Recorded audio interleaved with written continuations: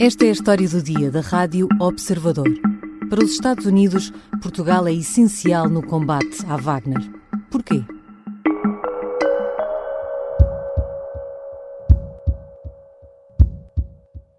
A pior coisa que podíamos fazer mesmo era retirar do terreno as forças que existem e que deixariam exposta a República Centro-Africana. Em fevereiro, no balanço da visita à República Centro-Africana, António Costa assumia o papel português, no conjunto dos aliados, contra a presença dos mercenários da Wagner no país. Os Estados Unidos apresentaram, aliás, um projeto no sentido de reforçar o apoio à República Centro-Africana, tendo em vista que não se corra o risco de ficar sobre influências que não seriam bem-vindas.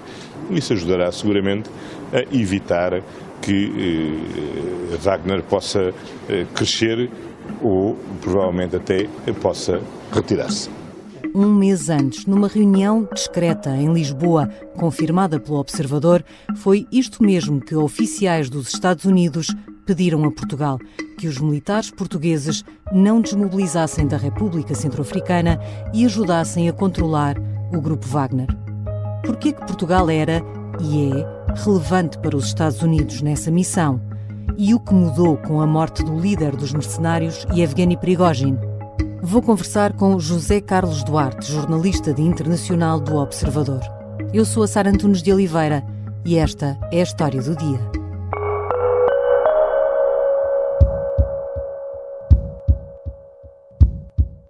Bem-vindo, José Carlos Duarte. Olá, Sara.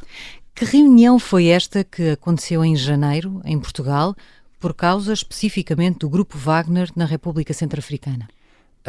Foi uma reunião à porta fechada, uma reunião entre dirigentes portugueses e norte-americanos, não sabemos quem são, mas a reunião serviu essencialmente para discutir a presença portuguesa através das suas missões na República Centro-Africana. Uma presença militar. Exato.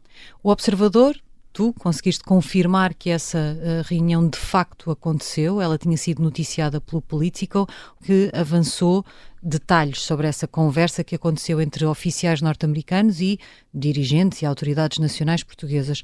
O que é que se sabe sobre o que foi efetivamente discutido nesse encontro?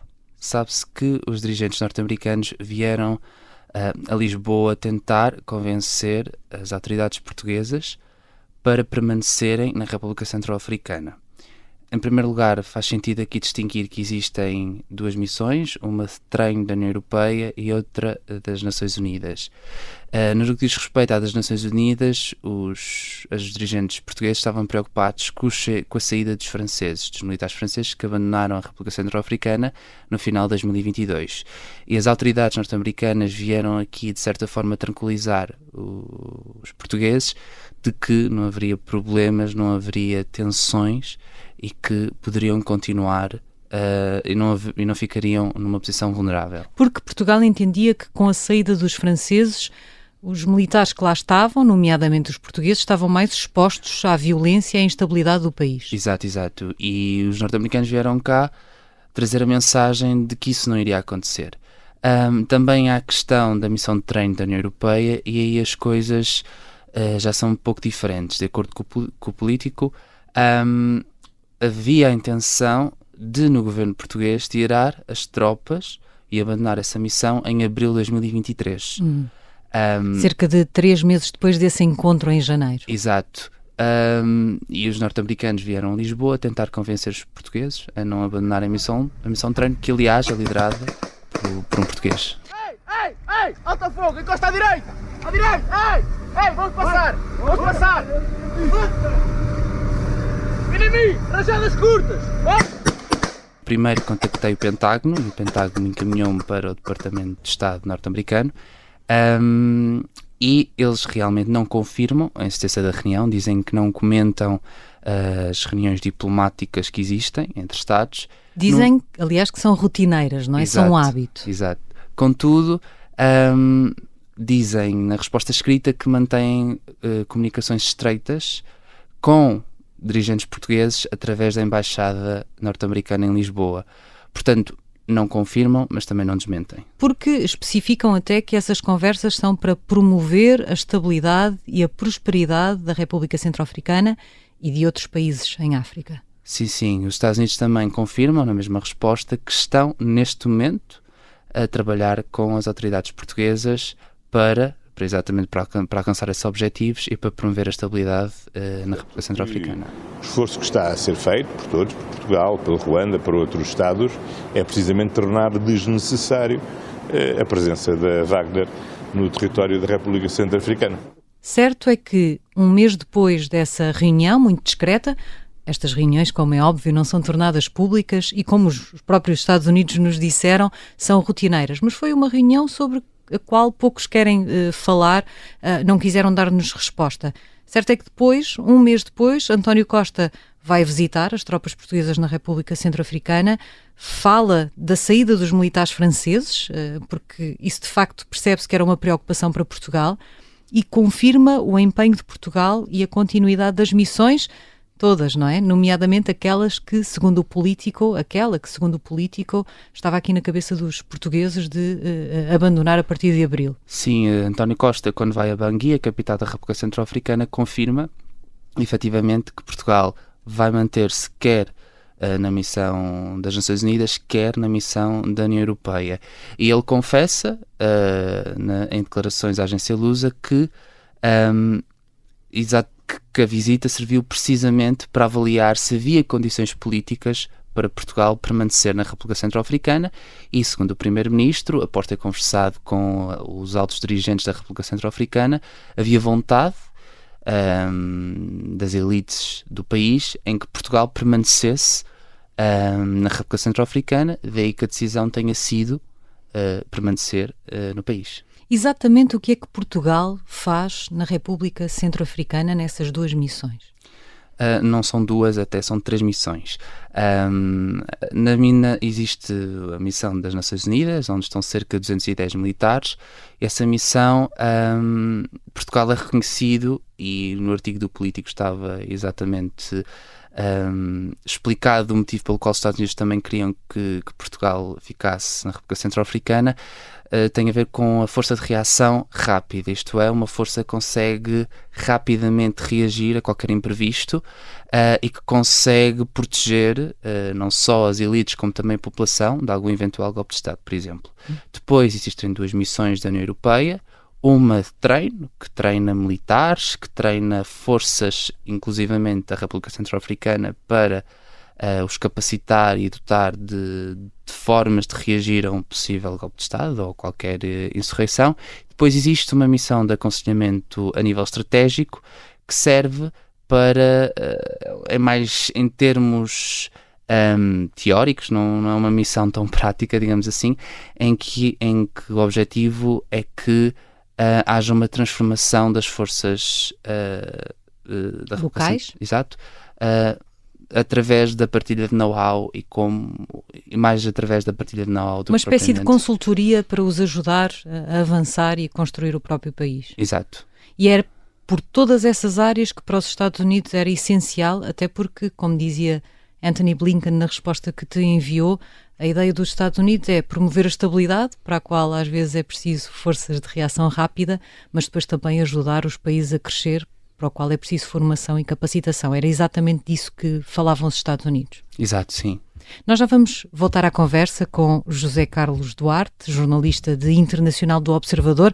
Vamos tentar perceber que diferença é que isto faz no combate à Wagner e porquê que Portugal é assim tão importante.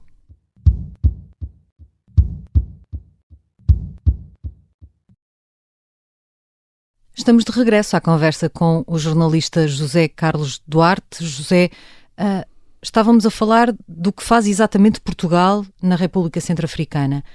Porquê é que esse trabalho de, por um lado, reagir rapidamente, e especialmente a algum golpe de Estado ou a algum ataque, é...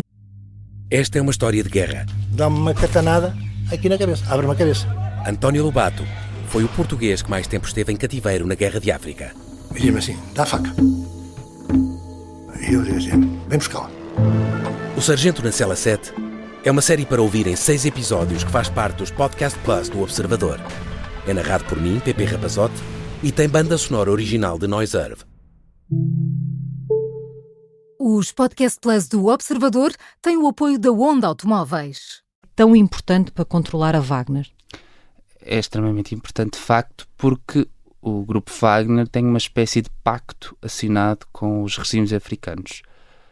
Isto é, os regimes africanos têm a segurança do grupo Wagner, que reagem a uma possível onda de violência, que os protegem do eventual golpe de Estado. Portanto, aqui ficam quase blindados por aqueles mercenários que têm, diga-se, uma grande experiência em combates. E que são particularmente violentos. Exato. E em troca, os governos africanos permitem que o grupo Wagner explore recursos naturais e que lhes permita, e isso permite-lhes acumular riqueza, que é indesejável também para a guerra na Ucrânia. Então a ideia é que forças rápidas de reação, como a portuguesa, que lá está, e como outras, que possam fazer isso mesmo que a Wagner faz para esses países, protegê-los, ajudar a estabilizar situações de instabilidade nas ruas. Se essas forças existirem, os países já não têm que recorrer à Wagner e por isso é que países como Portugal são tão importantes, é isso? Sim, é isso. E é assegurar a proteção a essas elites, aos governos, que os Estados Unidos querem que aconteça nesses países, de forma a que os governos possam prescindir do grupo Wagner. Mas como é que a Wagner conseguiu ganhar essa relevância em tantos países? Porque não estamos só a falar da República Centro-Africana. De que fragilidades é que a Wagner se aproveitou para ir ganhando esse espaço? Em primeiro lugar, tem a ver com a instabilidade dos países africanos. Golpe Existe de Estado, a presença de grupos extremistas como a Al-Qaeda, o Estado Islâmico. Tudo isto torna as condições para a existência de um golpe de Estado e para a insegurança e para possíveis ataques mais provável. E daí que o grupo Wagner se tenha aproveitado e tenha-se dirigido a esses países, precisamente aproveitando-se desta instabilidade toda na região. Surge como uma espécie de salvador. Estamos aqui, conseguimos protegê-los, vamos ajudar, é isso? Exato. Mas há uma contrapartida. Exato, que é, lá está, como já referi, a exploração de recursos naturais por parte dos mercenários. Além disso, também há a questão de o grupo Wagner não estar ligado, pelo menos diretamente, a nenhum país. Formalmente, porque Exato. Sabemos que o grupo Wagner sempre esteve ligado à Rússia. Sim, aliás, a própria guerra na Ucrânia veio comprovar. E como não está ligado a nenhum país, é mais fácil para o grupo Wagner entrar nesses países, controlar essas elites, cometer crimes que depois até nem sequer serão julgados porque estão nesta situação de indefinição, porque não estão em representação de um país, mas também não são um grupo civil, ou seja, estão numa posição bastante vantajosa para conseguirem providenciar segurança às elites e têm um domínio de atuação muito maior do que propriamente umas forças armadas ou de intervenção estrangeira. Our partners in Africa tell us that they do not want their resources exploited. They don't want the human rights of their people abused. They don't want their governance undermined, and ultimately, as a result, they really don't want Wagner. Ouvimos agora mesmo Antony Blinken, secretário de Estado norte-americano, dizer que os países africanos não querem ficar sem recursos, sem direitos humanos, que não querem, no fundo, a Wagner. Isto significa que acontece aquilo que descrevias, os países pedem ajuda à Wagner porque têm essa ajuda imediata e percebem tarde demais que a contrapartida é muito pesada até para a população. Sim, a contrapartida costuma ser pesada. Primeiro, porque o grupo Wagner pode controlar essas elites e pode ter influência na maneira como o país é governado. E as elites ficam ali numa posição bastante desconfortável, que é têm de ceder perante um grupo de mercenários armados. E são eles que têm, que estão sem as armas na mão e, portanto, vão ter que ceder em exploração de recursos, em certos domínios da governação, e isso não é positivo para elas. Além disso, também há a questão da população, porque embora o grupo Wagner proteja as elites porque conseguem ganhar alguma coisa com isso, a população continua a sofrer e fica muito vulnerável, porque o grupo Wagner pode cometer inclusivamente crimes contra a população civil e que passam completamente impunes porque os governos não têm capacidades de se impor perante mercenários armados. Esta reunião que aconteceu em janeiro e depois a visita de António Costa à República Centro-Africana acontece num cenário muito diferente daquele que temos agora, depois da morte de Yevgeny Prigozhin, o líder do grupo Wagner. Tudo isto pode mudar com o desaparecimento do líder dos mercenários? Talvez sim, talvez não. A questão ainda não está fechada. O que é facto é que neste momento o grupo Wagner tem uma crise de liderança. Não sabe quem é que vai suceder, não sabe se vai ser integrada nas Forças Armadas Russas, portanto estamos aqui num cenário de instabilidade e pouco claro. O que é facto é que que o Ocidente e outras potências, nomeadamente a China, poderão aproveitar esta espécie de vácuo para preencher o espaço do grupo Wagner. Mas ainda não é claro que isso aconteça e nem é certo sequer que as elites dos países africanos na qual a Wagner está presente queiram isso. E os Estados Unidos já sinalizaram de alguma forma que possam ter agora preocupações mais reduzidas em relação à Wagner, ou nem por isso? Não. Na mesma resposta em que comentavam a reunião, os Estados Unidos esclareceram que continuam preocupados com a situação de segurança na República Centro-Africana e dizem mesmo que continuam a ser explorados os recursos do país e as suas forças continuam a perpetuar ataques a populações civis. Apontam também para um cenário de lá está de alguma incerteza, mas o que é facto é que continuam apreensivas com a situação de segurança e daí que até tenham realçado que mantêm o apoio e querem continuar a ter o apoio de Portugal, de outros países europeus e de outros países africanos que integram as missões das Nações Unidas. Esse apoio para mostrar aos governos dos países que é possível ter estabilidade no país sem recorrer a mercenários, aquilo de que falávamos há pouco, um apoio no qual os Estados Unidos consideram que Portugal é fundamental e neste sentido é previsível que Portugal mantenha, pelo menos para já, as suas missões? Por agora sim, não há nenhum sinal em contrário que assim o anteveja. Neste momento a missão da MINUSCA é prevista durar até dezembro de 2023, assim como as missões de treino da União Europeia. No entanto, recentemente a Ministra da Defesa assinou uma portaria em que se lê que haverá uma redução do número de efetivos na missão de treino da União Europeia de 19 para 10. Portanto, já há aqui uma diminuição. Se isso terá efeitos no futuro, ainda é muito cedo para dizer. Até porque foi decidida ainda antes da morte de Yevgeny Prigozhin e seguramente muito antes de se perceber exatamente qual é o futuro para a República Centro-Africana. Obrigada, José Carlos Duarte. Obrigado.